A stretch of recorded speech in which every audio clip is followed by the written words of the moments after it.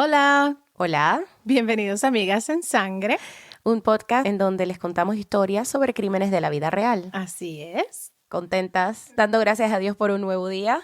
Yo soy Magali. Y yo, Fulvia, háblame de ese arbolote que tienes en tu sala. Dios mío, llegué y me asusté. Y yo dije, ¿what?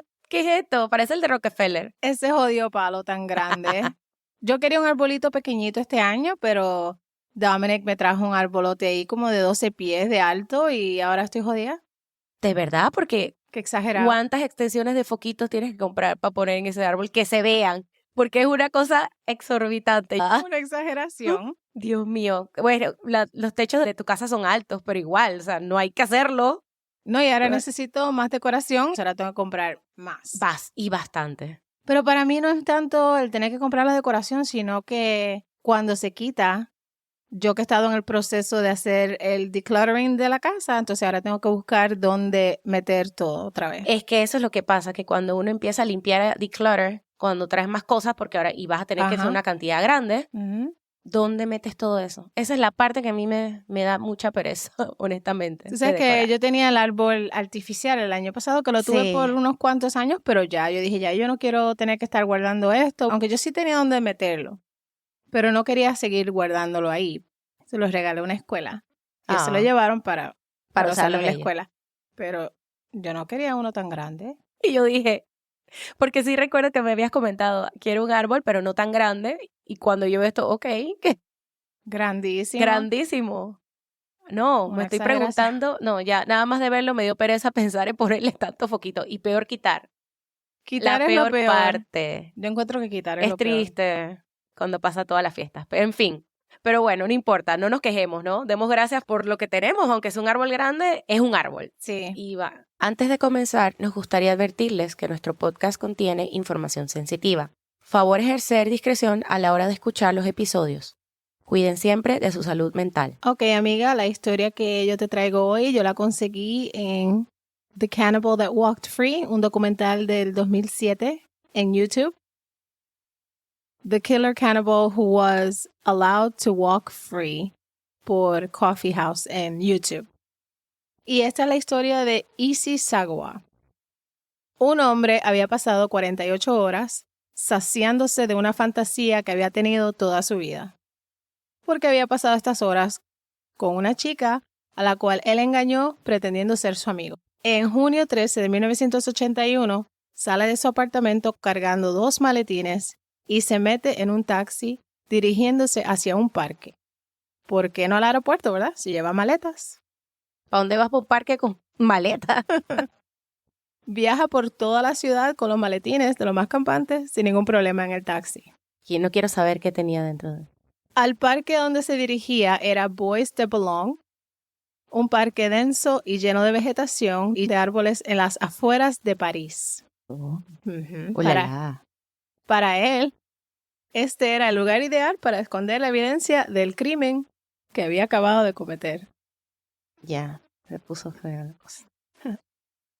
Pero el parque tenía un área de restaurantes y por lo tanto era un área bien popular y transitaba mucha gente, que no dejaron de notar a un hombre asiático bien vestido que medía por lo menos unos 4 pies 9 pulgadas, luchando con cargar estos 2 maletines dirigiéndose hacia el lago.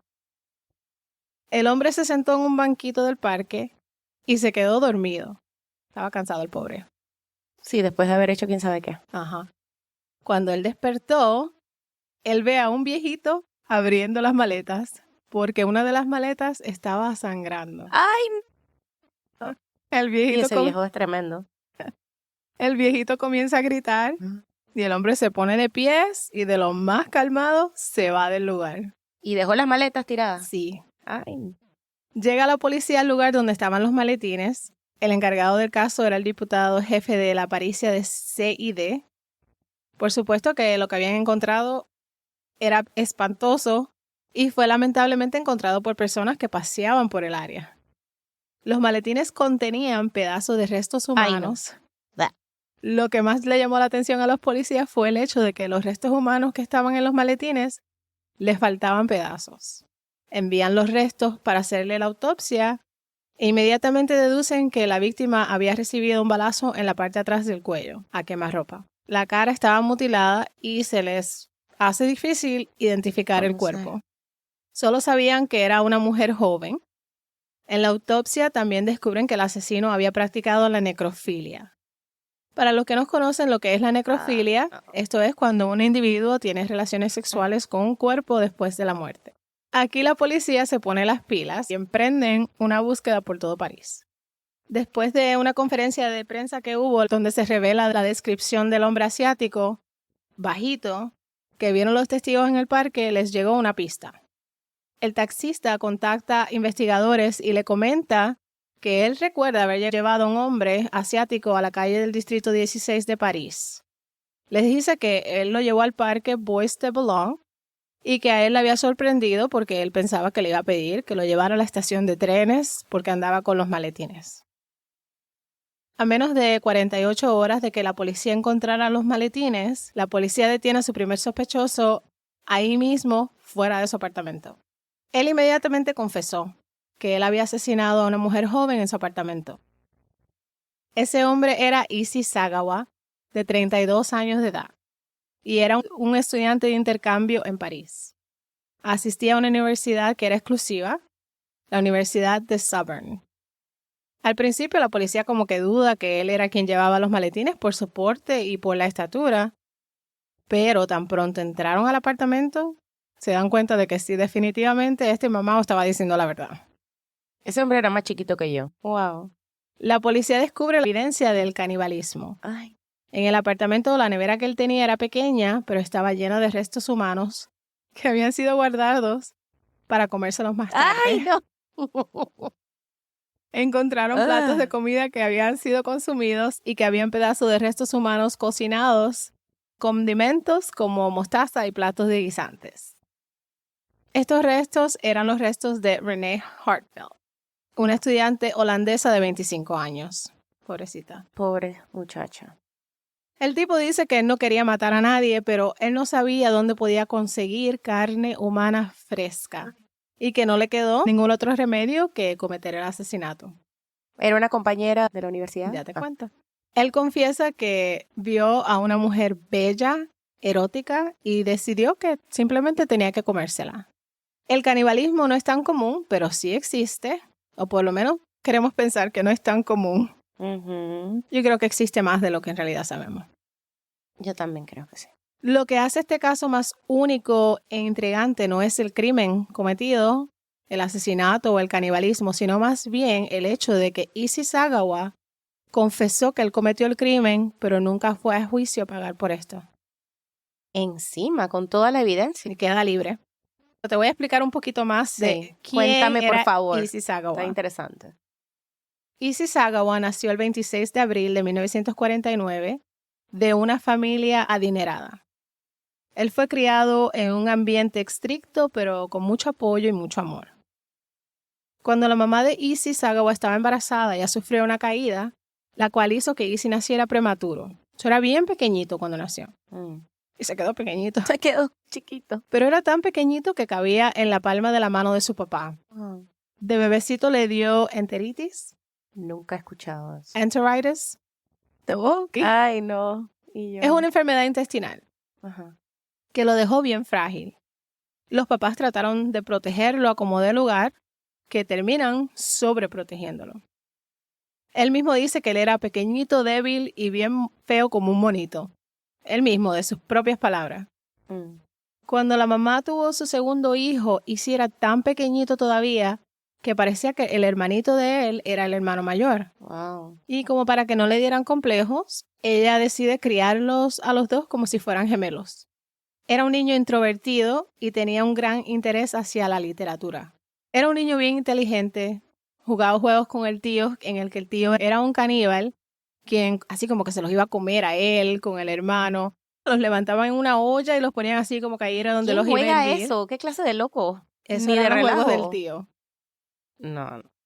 Cuando cursaba el primer grado, él notó el muslo de un hombre y aquí empezaron los deseos de canibalismo en él.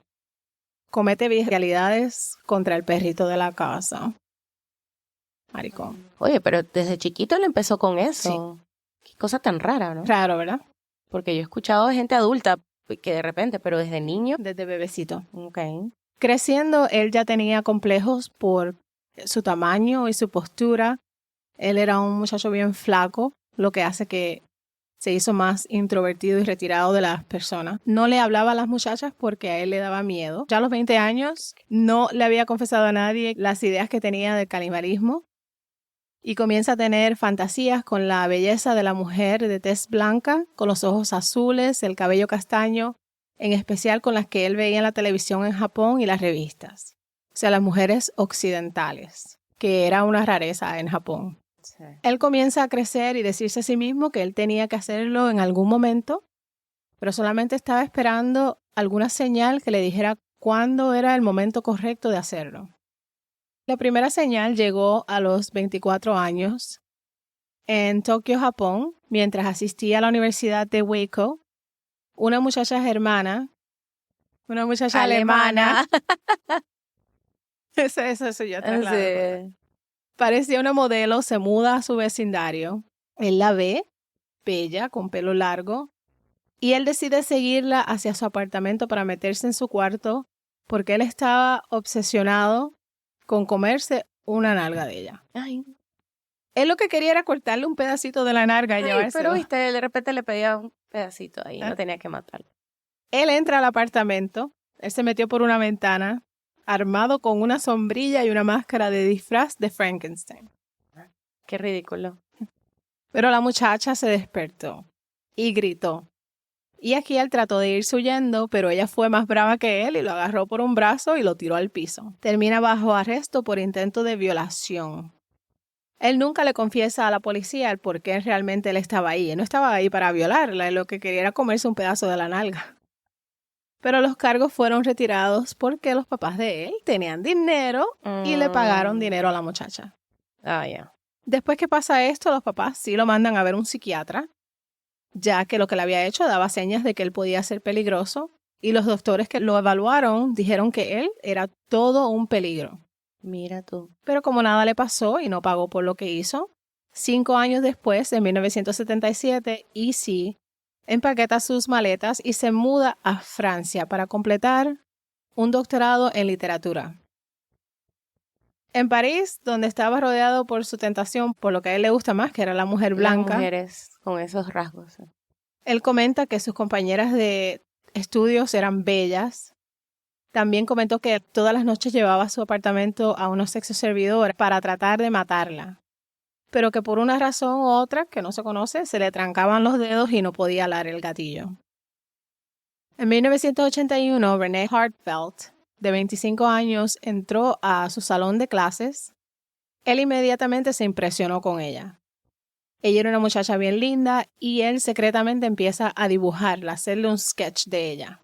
Renee creció en Holanda, era una muchacha confiada y fue una de las pocas personas que hizo el intento de hablarle. Ella hasta lo invitó a él para una cena con todos en la clase y salieron a comer. Él de lo más feliz porque ella era bien dulce con él. Él termina enamorándose de ella, él la ve más que como una amiga. Como comida. Pero para él, lo más que podía amarla, como quien dice, lo más de la manera que él podía enseñarle a ella que él la amaba era comiéndosela. Ay, no. Esa misma noche él comienza a planear lo que iba a hacer para comérsela. Él sentía deseos de canibalismo que ya en este tiempo se habían convertido en una obsesión. Él comienza a entablar una relación con ella y la invita a través de una carta a su apartamento para que ella tradujera una poesía en alemán, porque él supuestamente necesitaba hacer un video de poesía alemana para una clase. La engañó. Uh-huh. Y él hasta le ofreció darle, porque supuestamente era urgente. Pero él ya había planeado lo que iba a hacer esa noche, y él había comprado un rifle unos meses antes. El 12 de junio de 1981, él le pide a ella que fuera a su casa, y cuando ella llega, él le pide que se sentara en el escritorio que él tenía para leerle.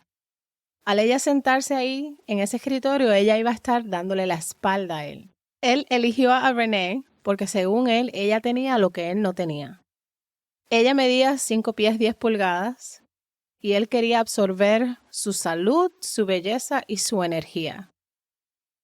Al ella sentarse en ese escritorio, pues como dije, le iba a dar la espalda.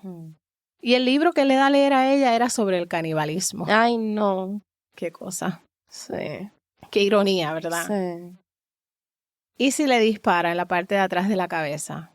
Inmediatamente después que le disparó, él se desmayó. Cuando despertó, estaba determinado a completar su plan.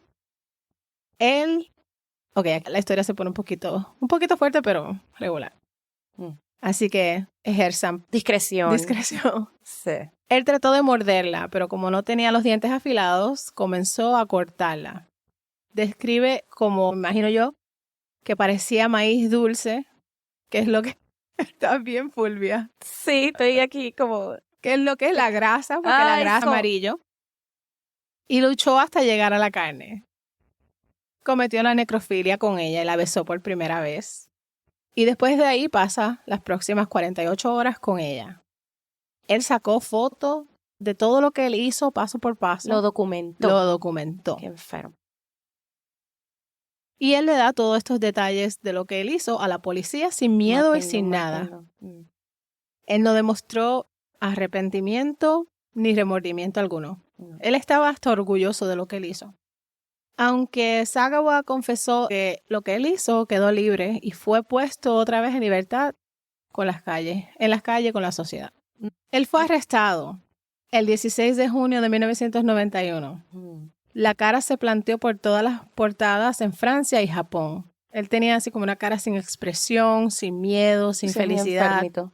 Pero tú sabes que la mayoría de las personas asiáticas que yo conozco como que no demuestran expresión. Yo tenía uno de los doctores con los que yo trabajaba, él era chino, entonces a veces como que resulta ser intimidante porque no sabes si está feliz o si está enojado porque siempre tiene la misma expresión en la cara.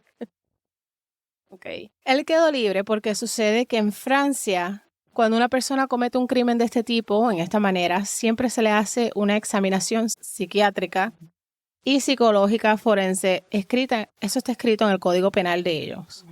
Les tomó 1 año por completar la examinación psiquiátrica de Sagawa.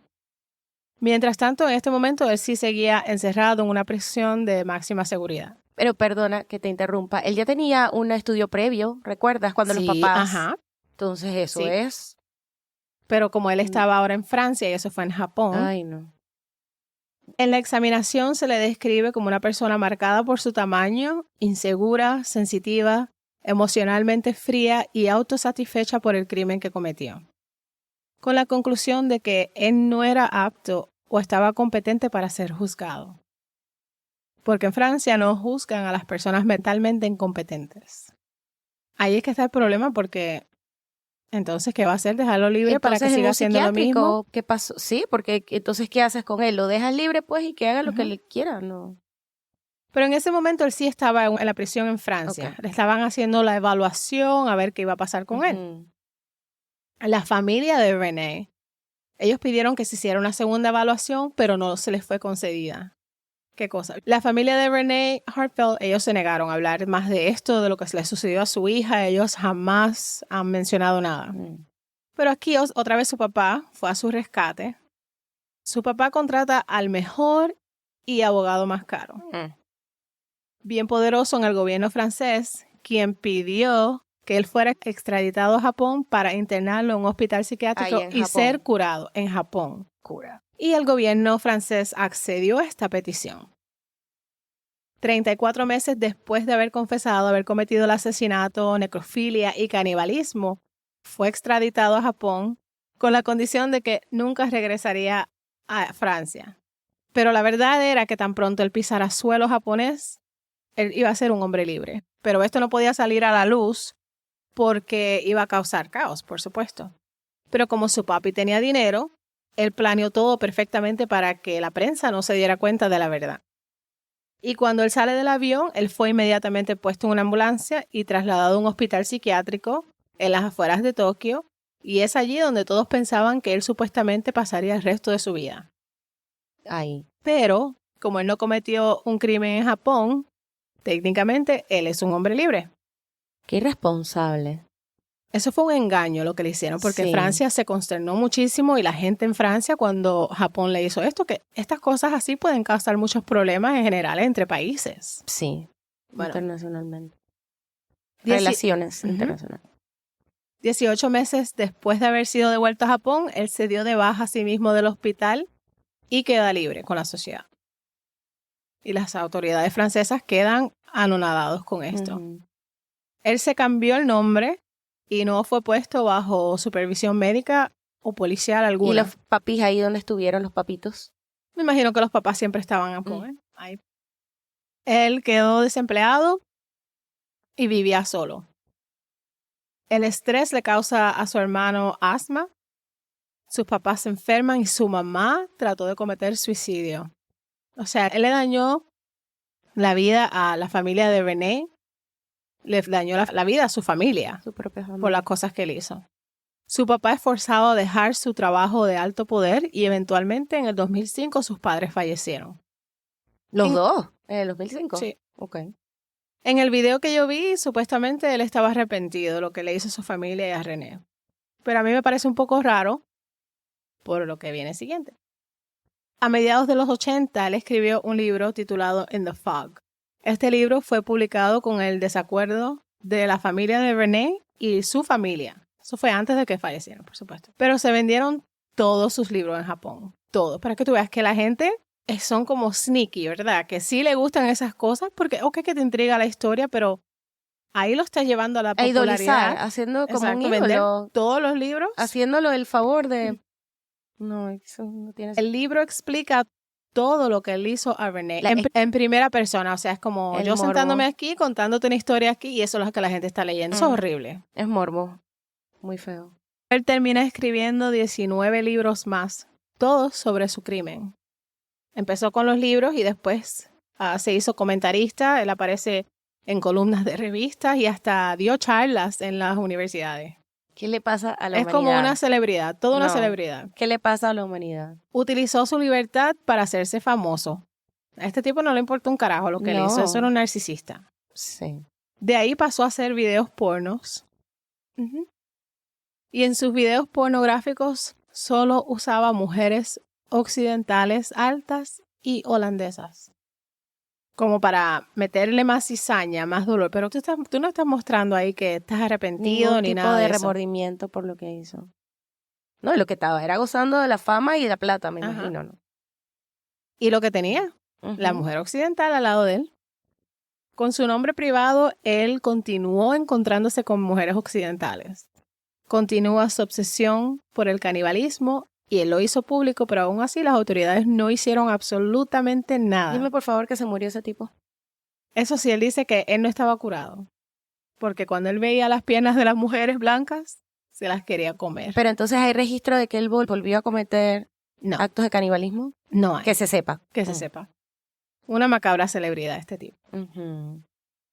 Pero ya en el tiempo que él tenía 58 años, él no encuentra atractiva a las mujeres blancas, maduras. Ahora encontraba las jóvenes japonesas.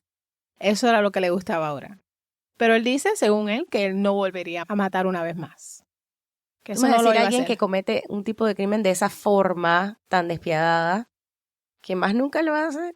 Y algo como lo que es el canibalismo, que es más como el hambre, el deseo, qué sé yo. Sí. Es como que algo, como que cuando uno quiere un pedazo de bizcocho, uno dice, yo me quiero comer ese bizcocho. Y uno como que no se queda tranquilo hasta que uno no se come el bizcocho. Sí, me imagino. No sé mentalmente qué pasará por la cabeza de las personas que sufren de eso, pero tiene que ser algo como que no pueden controlar. Y hay muchos más detalles que yo dejé afuera de las cosas que le hizo a la muchacha que un poco asquerosa. Muy gráficos. Sí, muy gráfico. Ok. Pero que me imagino que no sería la primera vez que él quisiera hacer algo así. ¿Y ni la última? No. Entonces, eso fue lo que quise decir, que no sería la última vez. Lo que me parece muy extraño es que no haya registro de que, de verdad, es que está todo como encubriéndolo y como era un ídolo, al parecer, una celebridad. Y él se cambió el nombre. ¿Quién sabe qué habrá hecho? Porque es mentira que dejó de hacerlo. No me convence eso. Tuvo una cita psiquiátrica después de 10 años de no haber tenido una y los doctores encontraron que él era competente, pero que era una persona perversa. Pero igual él siguió como si nada. Pero Issey Sagawa falleció el 24 de noviembre del 2000 22. Wow. ¿Hasta cuántos años tenía? Fíjate que esta historia, cuando yo la estaba haciendo, sí, era justo noviembre 24 del 23. Yo dije, wow, hace exactamente un año hoy. No sé cuántos años tenía. Estaba bien mayor ya. Y esta es la historia de Issey Sagawa, el caníbal que quedó libre. Increíble. Qué horrible y horripilante, ¿eh? Espantoso, y el sistema de justicia que Qué tantas mierda. fallas. Muchas fallas, sí. Sí, y que esto significa vidas, pérdidas de vidas. ¿Quién responde por eso? Ya. Nadie. Nadie. Quedó todo así, que Quedan sigan como los que puedan. pierden sus familiares jodidos por vida. Exacto. Increíble, increíble. Bueno, ahora tengo una historia para contarles, bastante cortita pero muy interesante, sobre Ethan Paz. Ok. Ajá. Nacido el 9 de octubre de 1972 en Manhattan, New York, era hijo de Julie Paz y Stanley Paz. Es una historia bien triste. ¿La conocías? Él tenía 6 añitos. La mañana del 25 de mayo de 1979, el niño de 6 años caminó por primera vez solito 2 cuadras desde su casa hacia la parada de bus en Manhattan, donde iba a tomar el bus para dirigirse a su escuelita. No quiero juzgar, pero 6 añitos. Pero lo que pasa es que en ese tiempo era tan común. Ahora ya no, ya jamás tú no dejarías a tu hija de 6 años. No. Ni yo tampoco, ni dejé cuando tenía 6 años a ninguno. Pero en esos tiempos era tan común. De hecho, ellos comentan que ellos vivían en el barrio Soho en ese tiempo y era un barrio muy familiar. Eso sabes que es bajo Manhattan. Sí. Y que la mamá se asomó por el balcón que tenían hasta que perdió la vista del niño, ¿no? Pero todo parecía transcurrir bien. Era la primera vez porque él al parecer le pidió a la mamá que lo dejara irse solito. Pero esa sería la última vez en que sus padres lo verían con vida. Ethan fue secuestrado durante esa caminata y se convertiría en el primer niño extraviado que aparecería en una caja de cartón de leche. Sí. Mira que yo no sabía que antes, en los años 70, 80, digamos, cuando los niños se extraviaban, utilizaban esa estrategia de poner la cara en los cartones de leche. ¿No sabía? No tenía conocimiento. Tal vez fue como creciste en Panamá. Sí. Sí, pero eso no lo que hacía. Y también sí, en esos tiempos yo estaba jovencita. Sí. Recién nacida. Bueno, no había ni nacido, de hecho. Ok, sus padres no se dieron cuenta de que el hijo estaba desaparecido, sino hasta más tarde ese mismo día, cuando no regresaba de la escuela, Independence Plaza School, que era el colegio donde iba. Y se enteraron que su hijo entonces no había asistido a la clase de primer grado y que ni siquiera había llegado a tomar el bus para irse a la escuelita. Él fue de los primeros niños desaparecidos que no era famoso y que apareció en los cartones de leche en todo el país, con la esperanza de ser identificado y devuelto a sus padres. Este es el caso de desaparición sin resolver más misterioso en la historia de la ciudad de Nueva York. Y literalmente cambió la forma, como bien dijiste, ¿no? De cómo era en ese tiempo, cambió la forma en que los padres cuidaban a sus hijos. Exacto, eso es lo mismo lo que te digo. Es lo que me está diciendo, sí. Porque era como tan tranquilo todo, pero a partir de ahí fue como un switch y ya. Fíjate que en ese tiempo era cuando más se desaparecían los niños, pero en realidad como no se sabía si se desapareció un niño en un lado, ¿quién no iba a saber en el otro? Porque no le daban tanta publicidad. No, y la publicidad que hubiesen sido solo los periódicos y la televisión, y no todo el mundo tenía televisión. Así es. Sí se le dio una bastante notoriedad. Este caso de desaparición hizo que el presidente Ronald Reagan declarara el 25 de mayo, que fue el día en que desapareció Ethan, como Día Nacional de los Niños Desaparecidos. Imagínate. En el año 1983, este caso tuvo un rol muy importante en la creación del Centro Nacional para Niños Desaparecidos. O sea, dentro de todo fue un terrible episodio, pero creó cosas buenas. Sí. En el año 2001, las autoridades habían declarado a Ethan como muerto y el caso se enfrió. Imagínate, 2001. Pero en el año 2010, el caso fue reabierto. Y 2 años después, en el 2012, se hicieron excavaciones en una de las casas cerca de donde se encontraba ubicada la casa de Ethan, en busca de pistas. Dicha excavación no trajo ninguna respuesta porque no encontraron nada, pero la cobertura mediática y volver a traer el caso a colación, se inició una serie de reportes de personas con nuevas pistas. A mí me impresionan estos casos que como que quedan adormecidos y en el luego olvido, resurgen, ¿verdad? pero luego por algún motivo o por algún buen investigador que decide retomarlo y empieza como de cero, ¿no? Como que, ok, vamos a hacer de cuenta de que se perdió y vamos a investigar con todo lo que tenemos. Sí, porque son historias que nosotros escuchamos 1 o 2 veces y después se nos olvidan, ¿verdad? Pero los investigadores de estas historias están en ese momento y cargan con ellas el resto de su vida y hasta que no las resuelven, no viven en paz. Sí, de hecho, no pueden tener este caso paz, fue uno que dice que no se sacaba ese caso de su mente. A ver. Pero bueno, en mayo de 2012, una llamada al Departamento de Personas Desaparecidas de la Policía de Nueva York en Harlem, entró esta llamada y esta persona dijo haber visto en la televisión todo lo que estaba pasando sobre la policía y el FBI excavando un sótano en la calle Prince Street, buscando pistas sobre un niño desaparecido en 1979. O sea, tienes que tener también buena memoria. ¿Y cómo tú te quedas con un secreto de ese tipo durante tantos años? Ahora verás. Esta persona se identificó como el cuñado de Pedro Hernández. Maricón ese. Ay, uf. Y dijo que este podía haber tenido algo que ver con la desaparición de Ethan. Este hombre tenía 18 años cuando Ethan desapareció. Y en ese momento trabajaba en una bodega cerca de la parada de bus de Ethan en el día de su desaparición.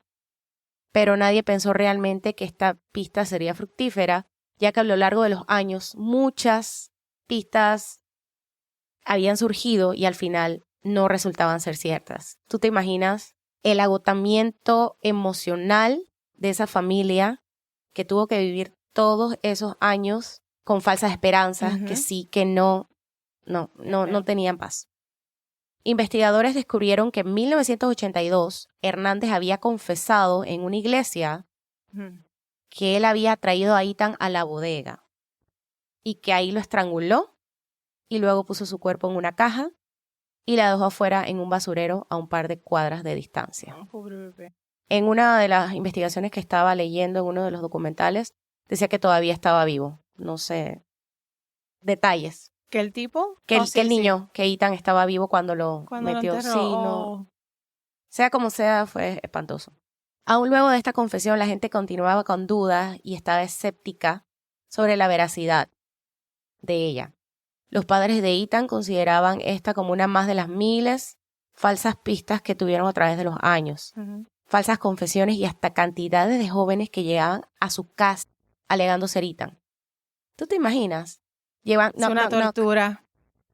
Hola, soy Ethan. Gracias a Dios que existe la prueba de ADN y siempre pueden corroborar si en realidad son o no son, porque ocurre muchas veces.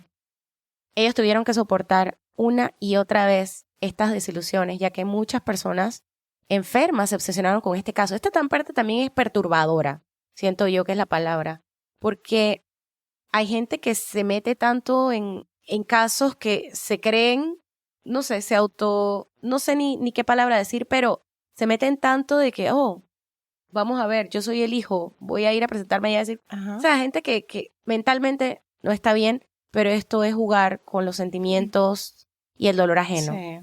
Y eso me parece bien perturbador. En fin, en el 2015 el caso terminó en juicio nulo, ya que un jurado no estaba convencido de la culpabilidad de Hernández. Él dice que le daba la impresión de que Hernández era enfermo mental, o sea, no estaba totalmente bien de la cabeza, definitivamente, y que la policía pudo haberlo presionado y hacerlo dar una falsa confesión.